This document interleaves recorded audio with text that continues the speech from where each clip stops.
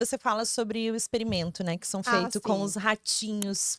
Eu queria que Conto. você Isso, conta pra contasse, que isso é gente. muito importante. Muito legal. Ah, então, inclusive, eu coloquei esse experimento no meu segundo livro também. Na Ah, verdade, aproveita. Então, Queremos É, saber. olha Spoiler. o spoiler começou no TEDx, porque o título do TEDx é o título do meu livro. Ah, que é pais Pais feridos, filhos feridos. sobreviventes e como quebrar esse ciclo. Nossa. Exatamente. Então, tudo que eu trago lá é spoiler para o meu segundo livro, entendeu? Ai, que legal. Gente. Então, o que é? O que acontece? Esse estudo, só para deixar claro, não é um estudo aleatório, tem vários outros estudos que corroboram com os achados desse estudo, mas, basicamente, vou explicar de maneira super breve e de fácil compreensão. 2 grupos de ratinhos, filhotes. Um grupo é colocado com mães que lambem muito as crias, um grupo é colocado com mães que lambem pouco as crias. E no mundo dos mamíferos, o lamber é o apego seguro, é o cuidado, é a conexão, tá? Então, a gente usa esse termo até para os humanos, vou lamber minha cria, né? Na verdade, é Uhum. tipo assim, eu vou dar colo, Aconchego. vou Cheirar, cuidar, né? Vou aham. Dá um cheirar. cheirinho no cangotinho. E Ai, que você pode estar delícia. suada, A às gente vezes, cheira, a gente gosta. cabecinha, delícia. Então, só para deixar claro que o lamber simboliza isso. E aí foi mensurada uma alteração, na verdade foi observada e mensurada uma alteração comportamental. Os filhotes que eram pouco lambidos começaram a apresentar um comportamento mais irritadiço, uma intolerância maior ao estresse. Mas isso não foi só observado, foi medido em termos de genética. Então, houve uma alteração Na genética. na genética, né? Um aumento de um enzima específico. Gente, assim, Sensacional. biomédicos, aguentem aqui que eu não sou, tá, da área.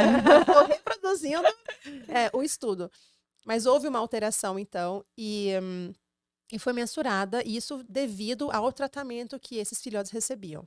Mas o mais legal é que esses filhotes que eram pouco lambidos foram daí trocados para mães que lambiam Lambiam muito a muito. cria. E aí o comportamento foi alterado mais uma vez. Eles se tornaram filhotes de rato mais relaxados e mais tolerantes ao estresse. E isso foi também verificado na questão da genética. Então, Mãezinhos, que lindo. não, é muito lindo. Mas assim, isso se vê em humanos também.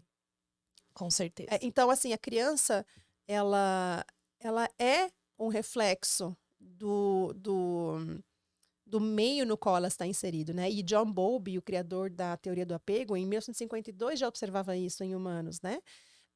De como o apego seguro deixava uma criança mais relaxada e o apego inseguro, né, o imprevisível, deixava a criança mais tensa.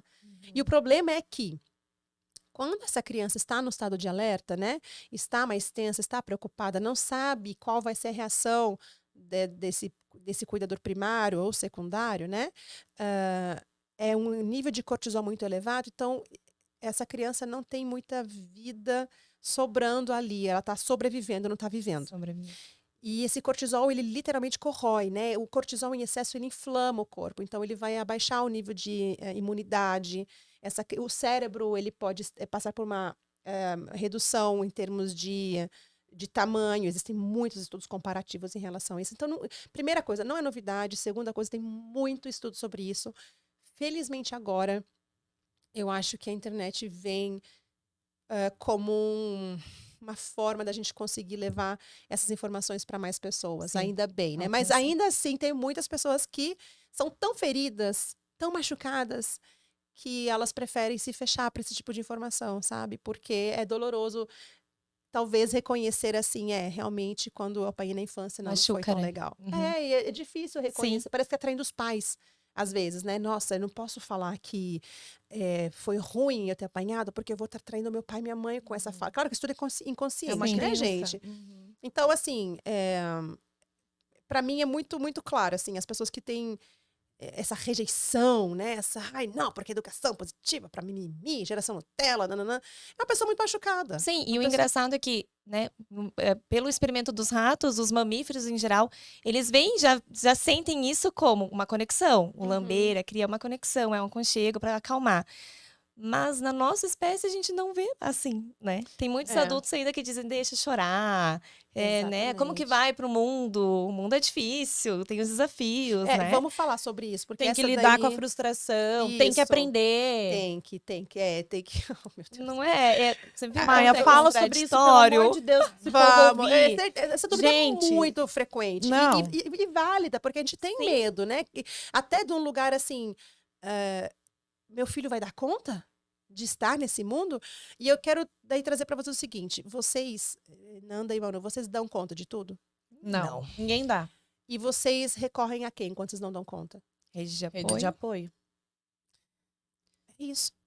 Ninguém dá conta de tudo. Engraçado que, ó, a gente tava falando sobre isso, né? Eu perguntei pra você, como você não, né, ela tá morando em Curitiba, eu posso falar? Ai, meu Deus, tá morando em Curitiba? Pode falar? Ela tá morando em Curitiba, então... Aí eu perguntei, né, sem parente aqui, com 2 filhos, enfim. Aham. E maravilhosamente, né, falando que tá se relacionando com as mães da escola, Exatamente. com a Tá criando a sua vizinha, rede tá de criando a apoio. rede de apoio. Isso. É isso, mesmo que você não tivesse a rede de apoio do seu marido, por exemplo, e fosse uma mãe solo, É. você ainda está criando isso. E a gente criar a possibilidade de criar o nosso filho em comunidade, né? Que isso é Isso. importante. E aí, uma grande questão que vem com isso, gente, assim, tudo eu sempre falo, o buraco é mais embaixo. Aí as pessoas falam pra mim, eu sempre trago isso, precisa criar rede de apoio, e você vai ter que criar essa ponte. Ah, mas eu não conheço ninguém, mas não sei o quê. Aí eu falo assim, mas não é possível que não exista uma única pessoa com a qual você não possa começar a criar uma uma relação. relação. Não é possível. E aí a questão que vem é, será que as minhas sombras e os meus traumas me impedem de ver o outro como bom o suficiente? Ou talvez eu me veja como não boa o suficiente? Qual que é o trauma que me impede de eu me abrir para uma relação com outras pessoas? Porque primeiro que é uma ilusão achar que o mundo vai ser acolhedor e amoroso. É claro que a gente vai lidar com vários cenários. E que perfeccionismo é esse que eu estou esperando das outras pessoas? Sim. Então, sabe, essa é uma responsabilidade nossa. Não espere rede de apoio cair do céu. Exatamente. Você precisa se abrir para esse espaço. Na escola, com as mães. Você não tem que ser amiga de todo mundo, amigo de todo mundo. Mas você pode começar a ver afinidades. Uma pessoa. Aí você vai fazendo amizade, conhecendo, criando confiança. Não é que você amanhã já vai deixar o teu filho com ele. Não é isso, É uma gente. construção, né? É uma construção, mas você vai ter que começar a fazer isso. Isso está nas nossas mãos. E é uma responsabilidade nossa, porque isso vem com a questão do autocuidado. Se eu estou esgotado, cansada, cansado, sempre sozinha e sozinho, eu não vou conseguir dar para o meu filho o que ele precisa, né? E uma coisa que eu aprendi às duras penas, tá, gente? Eu sempre fui a pessoa que responsabilizava todos menos a mim mesma. Não, é porque é meu marido que... Uhum. Não, é porque é fulano. Não, porque ninguém é bom o suficiente. E aí eu precisei, sabe, né, ouvir a real na terapia e ficou muito claro, Maia, você é uma adulta. Você pode fazer coisas. A criança obediente que a gente foi, às vezes tem medo de fazer as coisas. Mas será que pode? Será que... E é conquistar esse espaço, assim, sabe? Não, eu posso fazer amizades, eu posso me abrir para a imperfeição das pessoas e me acolher na minha imperfeição. Exato. E começar a criar essas amizades. Então, para vocês terem ideia, domingo eu e o Haroldo vamos para um show de humor aqui na cidade e a minha vizinha vai ficar com as minhas crianças. E se ela precisa sair, eu fico com a criança dela. E foi uma amizade que eu tô aqui há 6 meses. Mas a gente também, todo fim de semana, a gente tá ali. As crianças estão brincando juntos, assim. A gente criou uma amizade muito bonita, uma confiança muito bonita. Mas eu precisei me abrir. Porque se eu Isso ficasse... que eu ia falar, você tem que estar aberta a isso. Precisa. E o autoconhecimento vem de um lugar assim. Eu acho que as pessoas não querem mudar e não querem, né, reconhecer isso. O reconhecimento já é a primeira grande mudança. Eu não quero, eu me limito a isso e isso, ponto, acabou.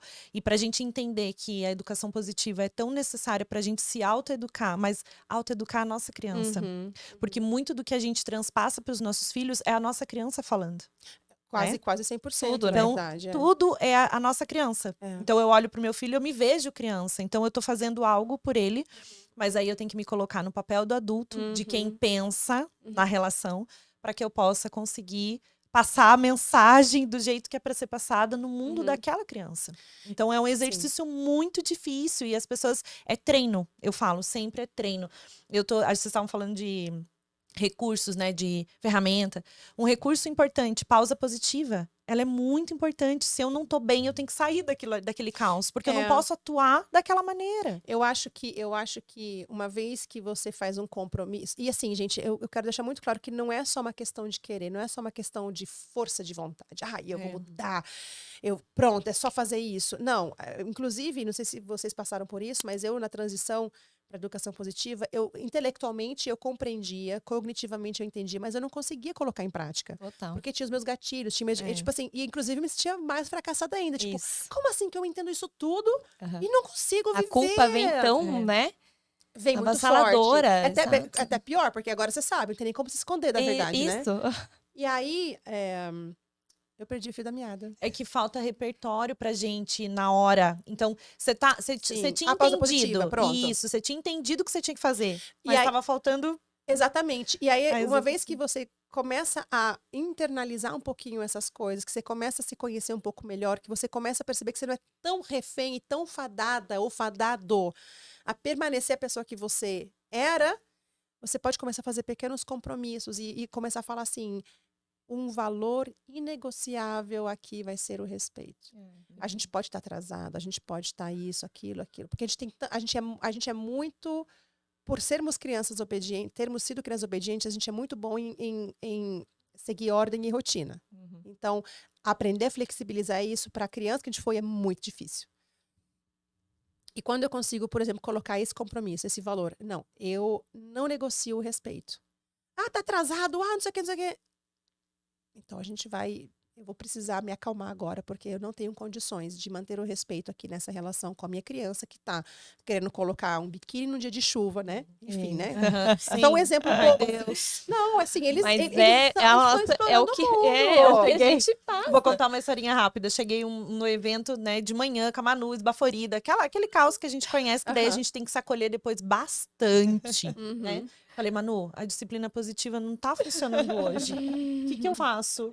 Aí eu, inclusive, falei pra ela, é você, né? Eu não tô amiga ótima, adoro! Eu falei assim, eu não tô conseguindo nada hoje. Eu te abraço, tipo assim. Você tá precisando de um acolhimento. Não quer colocar essa roupa, não quer subir na cadeirinha, não quer fazer nada. Hoje era o nada. Tem dia que é o tudo, tem dia que é o nada, tem dia que é o meio termo. Mas hoje era o nada do nada.